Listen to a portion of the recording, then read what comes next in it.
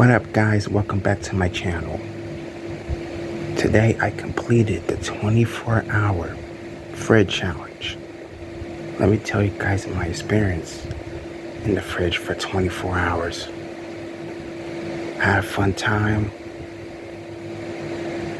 It was a little bit cold, but at least it wasn't colder than when I was at the freezer for 24 hours.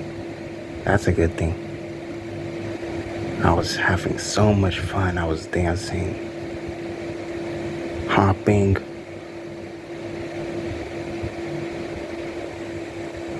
Yeah, it was a really exciting time being in the fridge for 24 hours. Bye guys.